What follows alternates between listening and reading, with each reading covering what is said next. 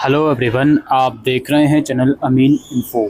SOL के जो PG admission form है, एमए या एमकॉम का फॉर्म आपने भरा था, इवन एमबीए का भी, तो अब इस फॉर्म में करेक्शन करनी है आप लोगों को। करेक्शन किस में करनी है दोस्तों? करेक्शन करनी है एजुकेशन क्वालिफ़िकेशन के डिटेल्स में। क्यों? क्योंकि जब आपने फॉर्म भरा था तो उस टाइम पर as a final year student आपने अप्लाई करा था, रिज़ल्ट अवेटेड करके सेमेस्टर 5 तक की डिटेल्स आपने प्रोवाइड करी थी, और अब आपको एकेडमिक डिटेल्स अपडेट करने हैं और डॉक्यूमेंट भी अपडेट करने हैं। तो उसका जो ऑप्शन है वो अब प्रोवाइड कर दिया गया है एसओएल द्वारा। सबसे पहले मैं एक चीज़ क्लियर कर दूं यहाँ पर, अगर आप लोगों के डैशबोर्ड में अभी भी ऑप्शन नहीं आ रहा तो मैं डिस्क्रिप्शन बॉक्स में एक ईमेल आईडी दूंगा, उस ईमेल आईडी पर प्लीज़ एक बार ईमेल कर दीजिएगा कि सर मेरे डैशबोर्ड में ऑप्शन नहीं आ रहा। चाहे आप एमए के स्टूडेंट हो, एमकॉम के हो, या इवन लाइब्रेरी कोर्सेज या एमबीए के हो। ठीक है, याद रखिए एमबीए का लिंक अलग है, पीजी एडमिशन एमए एमकॉम का लिंक अलग है, तो अलग अलग लिंक से लॉगिन करना है, इस चीज़ को ध्यान रखिएगा। तो अगर ऑप्शन नहीं आ रहा तो एक बार ईमेल करो।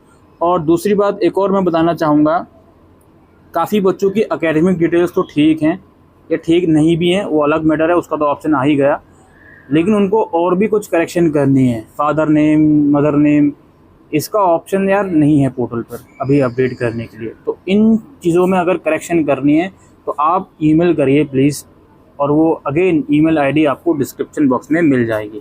अब करेक्शन करने के लिए जब आप लॉगिन करोगे इस तरह का इंटरफेस आपके सामने आएगा, और यहाँ पे आपको दो ऑप्शन नज़र आएंगे, अपडेट एकेडमिक डिटेल्स और अपडेट अपलोड का। सबसे पहले हम क्लिक करते हैं अपडेट एकेडमिक डिटेल्स पर। देखिए, जैसे ही आप उस पर क्लिक करोगे तो आपने जो डिटेल्स प्रोवाइड करी थी, क्लास, चाहे वो क्लास 10th की हो, चाहे वो क्लास 12th की हो, वो सारी डिटेल्स यहाँ पर शो करेगा। आप इसको वेरीफाई करते हुए एक बार चलिएगा। हो सकता है कुछ डिटेल्स आपने गलत भर दी हों, तो उसको वेरीफाई करते हुए प्लीज़ एक बार आप लोग चलिएगा। ऑलराइट, और जो आपका जो क्वालिफ़िकेशन डिटेल्स हैं, इसको आप लोग कुछ इस प्रकार देखिए।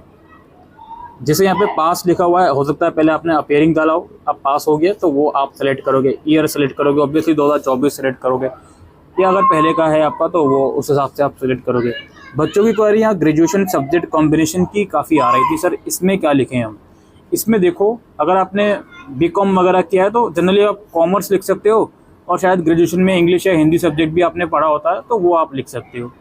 इसके अलावा अगर आपने बीए प्रोग्राम किया है तो बीए प्रोग्राम की जो दो मेन डिसिप्लिन में आपने बीए प्रोग्राम किया है वो डिसिप्लिन के नाम लिख सकते हो, जैसे इस बच्चे ने लिखा हुआ है ना। और उसके अलावा आपने ईवीएस वगैरह पढ़ा होता है, देखो ये क्या लिखा हुआ है बच्चे ने, चलो करेक्ट कर देंगे हम, कोई बात नहीं, तो वो सब चीज़ें आपको देखनी होती हैं। ठीक है, कोई इसमें ये नहीं है कि अगर इसमें कुछ माइनर सी मिस्टेक भी करती तो कोई आपका फॉर्म रिजेक्ट हो जाएगा, ऐसा कुछ भी नहीं है।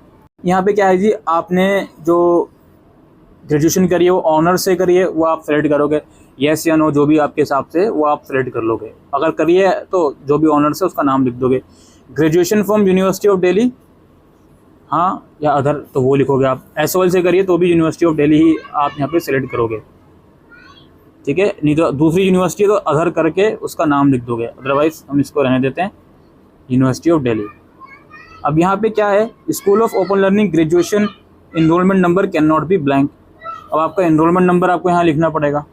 अब काफ़ी बच्चे बोले सर मैं रेगुलर से करिए, लेकिन मुझे यहाँ पे एसओएल का एनरोलमेंट नंबर मांग रहे हैं, एसओएल वाला, तो भाई यहाँ पर एसओएल का मांग रहा है, तो आप या तो इसको एनए लिख दोगे यहाँ पे इस जगह पे, या आप क्या करोगे भाई, अपना ग्रेजुएशन का ही जो कॉलेज का एनरोलमेंट नंबर है वो लिख दोगे, दैट्स इट। और इंस्टीट्यूट का नाम, कॉलेज का नाम जो भी है वो आप यहाँ पर लिख दोगे। ऑलराइट, फिर अपना ग्रेजुएशन कोर्स नेम जो भी है, प्रोग्राम, डिवीज़न, परसेंटेज जो आती है वो आप लिख दोगे। परसेंटेज में एक बार फिर से मैं आप लोगों को इन्फॉर्म कर देता हूँ फिर से। देखिए, जो परसेंटेज आपकी होती है ना, अगर आपका ग्रेजुएशन 2023 या 24 में कंप्लीट हुआ है तो जो आपकी ग्रैंड सीजीपीए आई होगी उसको सीधा 10 से मल्टीप्लाई कर दो, दैट्स इट। जो परसेंटेज आएगी डेसिमल के बाद अप टू 2 डिजिट तक, वो यहाँ पर आप लिख दो और सबमिट कर दो। अगर आपकी परसेंटेज मान लो डेसिमल के बाद 00 आ रही है, फॉर एग्जांपल 64 पॉइंट आ रही है, 64 परसेंटेज है, तो आप 64.00 या 00 लिखोगे यहाँ पे। ठीक है, इस वेबसाइट पे जो परसेंटेज लिखने का फॉर्मेट है वो नंबर्स के बाद 00 लगाना है, अगर नंबर्स के बाद कोई भी डेसिमल नहीं है आपको, तो वो चीज़ें हैं वो आप लिखोगे और इसको save and go to dashboard में क्लिक कर दोगे। अब दूसरी चीज़ ये है कि अब मैं डैशबोर्ड पर वापसी क्लिक करूँगा, मैंने सेव नहीं करा, सिर्फ मैंने डैशबोर्ड पर आया हूँ। अब यहाँ पर अपडेट अपलोड का ऑप्शन है, इस पर मैं क्लिक करता हूँ। अब यहाँ पे देखो, यहाँ पे बच्चे की जो डॉक्यूमेंट है, फ़ोटो, सिग्नेचर और यूनिवर्सिटी ऑफ दिल्ली का रजिस्ट्रेशन सर्टिफिकेट, जिसमें आप कोई भी प्रूफ लगा सकते हो कि हाँ आप DU के स्टूडेंट हो, फी रिसिप्ट हो, ID कार्ड हो, इवन मार्कशीट हो। 10th क्लास का लगाया होगा इस बच्चे ने, 12th का लगाया होगा और यूनिवर्सिटी ऑफ दिल्ली का ग्रेजुएशन का लगाया होगा। यहाँ कुछ नहीं करना आप लोगों को, आप जस्ट फाइल पे डिलीट कर दो, डिलीट करके अपनी नई फाइल लगा दो, ठीक है। और इसमें ऊपर आप 12th का और 10th का करेक्ट भी कर सकते हो, बाकी फ़ोटो सिग्नेचर करेक्ट करने को ये लोग अलाउ नहीं कर रहे हैं, ठीक है। अब यहाँ पे मेनली करेक्शन जो यहाँ पर थी वो यही थी कि आपने जब फॉर्म भरा होगा सेमेस्टर 5 तक की मार्कशीट लगाई होगी। अब आप क्या करोगे, सिंगल PDF में सेमेस्टर 6 की रिजल्ट प्लस उसके साथ प्रोविजनल सर्टिफिकेट की एक सिंगल PDF बनाओ और ये डिलीट फाइल पे क्लिक करके दोबारा से सेलेक्ट फाइल पे क्लिक करो और उसको अपलोड कर दो। फिर नीचे यहाँ पे होम वगैरह का ऑप्शन होगा, उस पर क्लिक करके आप एज इट इज़ इसको छोड़ दीजिएगा, ठीक है। जब आप ये काम कर लो जब आप, तो आप दोबारा से अपलोड्स पे क्लिक करके, अपडेट अपलोड्स पे क्लिक करके वेरीफाई कर लो डाउनलोड करके कि हाँ जी जो फाइल मैंने अपलोड करी है वो आ रही है या नहीं। इस वाले ऑप्शन से फाइल डाउनलोड होगी, ठीक है। ये जो करेक्शन विंडो SOL ने ओपन करी है उसकी जो इन्फॉर्मेशन है वो हम आज के इस वीडियो में देने आए थे।